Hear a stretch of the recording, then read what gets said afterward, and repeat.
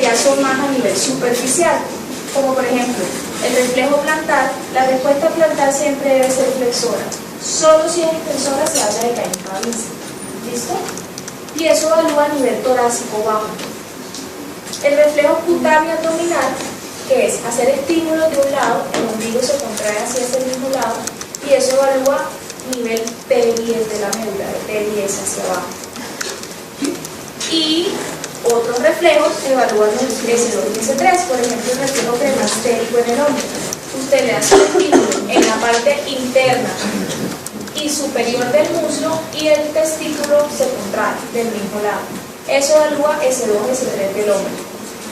En la mujer, si usted quiere evaluar ese nivel, es un poco más difícil. En la mujer uno tiene que hacer una cosa que se llama bulbo cavernoso. Entonces en la mujer, usted introduce un dedo en el ano de la mujer y le aprieta fuertemente el clítoris, y en ese momento hace contracción del esfínter anal y se siente cuando uno tiene el caso. Eso se hace cuando uno sospecha lesiones medulares. También hay pacientes que de repente le llegan, no puedo mover las piernas, no puedo mover las piernas, y dicen, bueno, no puedo mover las piernas, pero ¿por qué no puedo? Aquí para acá sí, de acá para acá no. Uno dice, bueno, es una lesión de la médula. ¿Cómo hace usted para saber si la lesión de la médula es verdadera o no? O sea, igual usted va a tener que hacerle exámenes, pero como para hacerse una idea si puede ser algo real o no. Hombre, usted al hombre le hace el reflejo cremastérico, al hombre también se le puede hacer el bulbo cavernoso. Al hombre también se le puede hacer aplicándole fuerte y claro. Y a la mujer también le hace el bulbo cavernoso. Oye, yo digo lo que se hace, yo lo hago. Yo prefiero hacer la resonancia. Pero yo les digo todo lo que se hace, porque esta es la historia de la neurología. Esto era lo que hacía, no sé si alguno se ha visto la historia de Charcot, de Natalie Pierno. Bueno, la película se llama Agustín, es una película de cine independiente. Miren, lo que normalmente a las pacientes histéricas las pegaba de vida y una salpetera a expensas de Charcot, era que Charcot todos los días les hacía el bulbo cavernoso. Y el mecanismo para curar la histeria inclusive es otra. Por eso todos terminaron enamorados de Charcot, el doctor Charcot, el padre de la neurología. Eso era lo que se hacía antes. Y él no lo hacía con intención sádica sexual. Él lo hacía con intención de manejar la parte neurológica. Las histéricas de Charcot. Les invito a que vean la película. No hay imágenes fuertes, pero es muy interesante. La coordinación la evalúan haciendo movimientos repetitivos en el paciente. Llámese la prueba dedo-nariz o la prueba de la diadococinese. ¿Listo? Palma, dorso, palma, dorso, palma, dorso. Siempre que se evalúa coordinación, estamos evaluando el cerebelo. La diadococinese es la capacidad de hacer movimientos con rapidez y ritmo. La alteración es diadococinesia o diadococinesia, y la dismetría es la inexactitud al hacer los movimientos repetitivos. Llámese prueba de dedo-nariz. El paciente ciego, ¿cómo se evalúa? El paciente ciego, ¿cómo se evalúa? Fácil. Nariz, estire, oreja. Estire, nariz, estire, oreja. ¿Listo? Y en el paciente que tiene diplopía, o sea, que ve doble, obviamente es muy difícil que van a llegar a los objetivos. Dicen, tiene dismetría, no señor, tápele un ojo. Usted puede ver una sola imagen y ahí sí lo puede hacer. ¿Listo? Ya los movimientos anormales, todo viene de diferentes sitios del cerebro, por ejemplo, de todo lo que son los ganglios basales, caudado, putamen, pálido, tálamo, subtálamo. Y hay un montón. Los movimientos anormales, la idea es que ustedes salgan de aquí con el interés de buscar videos en YouTube de diferentes tipos de movimientos anormales. Pueden haber diversos tipos. Por ejemplo, las fasciculaciones, que es lo que está acá arriba, son oscilaciones rítmicas de los músculos sin tener algún tipo de movimiento. Uno puede tener fasciculaciones del párpado, fasciculaciones de los miembros superiores, donde se ve el movimiento del músculo sin movimiento. Causa casi siempre de fatiga.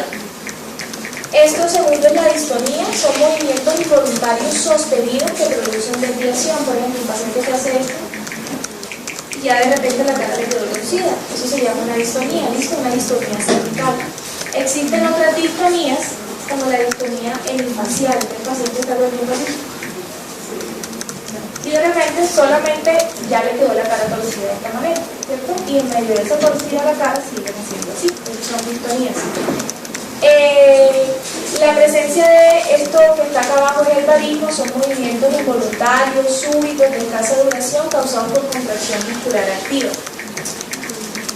Existen más tipos, existen por ejemplo, lo primero, la corea, son movimientos estereotipados, sin objetivo, que se repiten regularmente. Están por ejemplo el asterixis, la atetosis, que son movimientos arrítmicos, rápidos, irregulares, incoordinados, incesantes, que afectan cualquier parte. Y las mioclonías, que son movimientos involuntarios, amplios, violentos, repetitivos, que aparecen sin previo aviso. Por ejemplo, esto es una miotonía. ¿Listo? Lo que uno tiene cuando se está durmiendo, antes de caer en el sueño profundo, que uno siente que se cae en la cama, son mioclonías. Estos son movimientos bruscos y amplios. La marcha es de diferentes tipos, también te invito a que lo busquen. Está la marcha parética, donde arrastra un pie, la marcha en estepaje, ¿cierto? Está la marcha pequeños pasos magnéticos y la marcha táxica o de veloz. De aquí me interesa que se aprendan varios síndromes, y acá terminamos.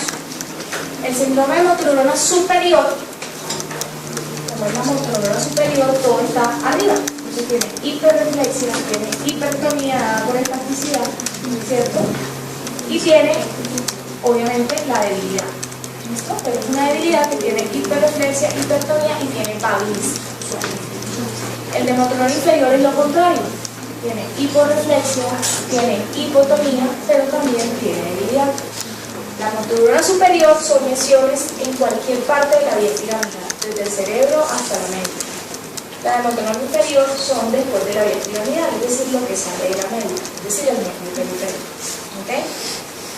El síndrome medular tiene una característica importante y es la presencia de un aquí para arriba así. ¿Listo? Eso siempre nos tiene que hacer pensar en una lesión medular. El síndrome miasteniforme es un síndrome de debilidad, un síndrome evadido, reflejos tan normales, el tono es normal. La principal característica del síndrome miasteniforme es la fluctuación del cuadro clínico. Hay momentos en los que está más fuerte y momentos en los que está más débil. ¿Okay? Síndrome de movimientos anormales, pacientes que ustedes vean moviéndose raro, no importa cuál sea el tipo, se llama síndrome de movimientos anormales y requiere manejo por neurología. Y el síndrome cerebeloso, que tiene dismetría, disdiaucosinesia y ataxia de la marcha. La marcha es con los pies abiertos como si estuviera borracho.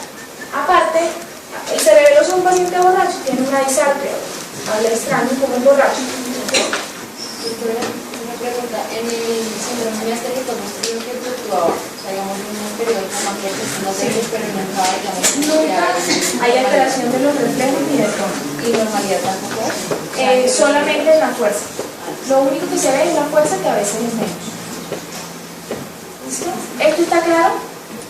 Entonces, motoneurona superior localiza en la vía piramidal desde el cerebro hasta la médula, motoneurona inferior en el nervio medular, en la médula, miasteniforme en la unión neuromuscular, ¿cierto? Que es lo que se afecta en la miastenia, movimientos anormales a todo nivel de los núcleos basales, que les indicaba tálamo, subtálamo y eso, el síndrome cerebral en el cerebro.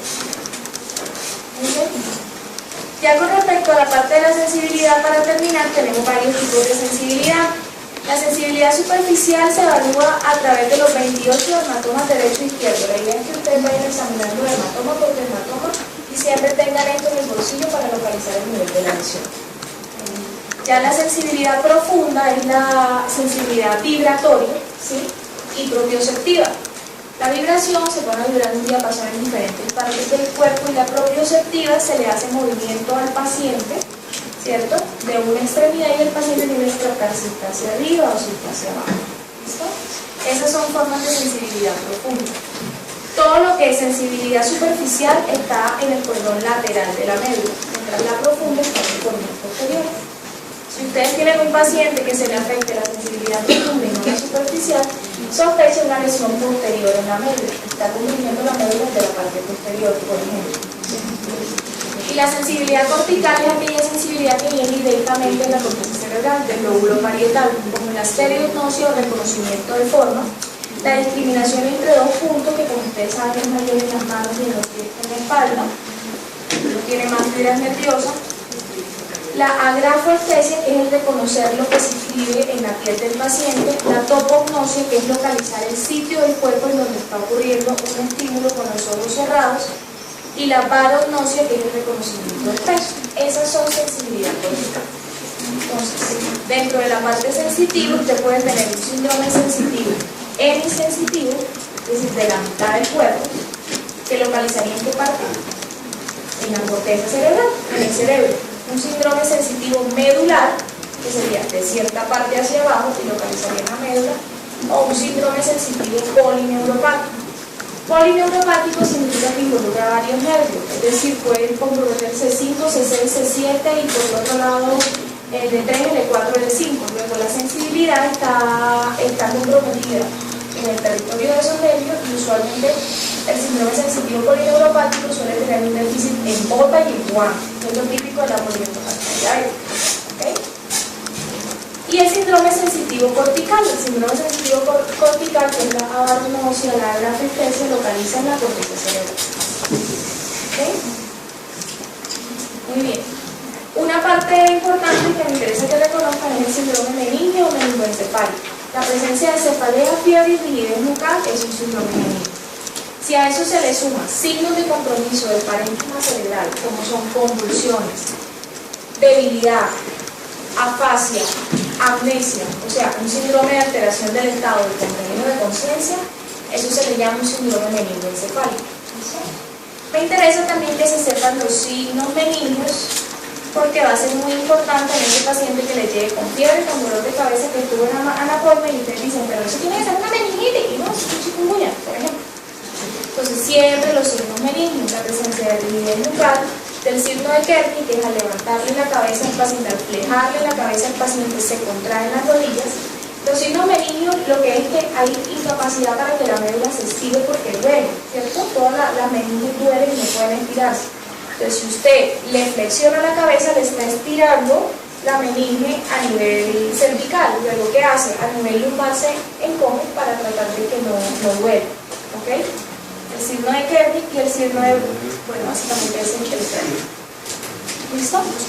Entonces, esto me interesa porque siempre, a no ser de que sean niños muy pequeños o adultos mayores de 70 años o pacientes inmunosuprimidos por VIH o por medicamentos, todo paciente con neuroinfección tiene signos meningos. Y a veces así uno no ve la práctica clínica y se pasa por alto y piensa en meningitis cuando pues hay una entidad de pensar. Y con eso terminaríamos. No sé, ¿tienen algunas preguntas? Yo creo que no hay dolor a las insuficientes, pero no sé. Solamente dolor no es el signo, tú lo puedes describir. Dolor al hacer flexión del cuello, ¿sí? Pero eso no significa que tenga signo de Kerner. Eso te puede aumentar la sospecha diagnóstica si el paciente adicional a eso tener fiebre, cefalea, vómito. Te puede aumentar la sospecha diagnóstica, pero no es el signo, no tiene la especificidad que tiene el signo. ¿Más preguntas?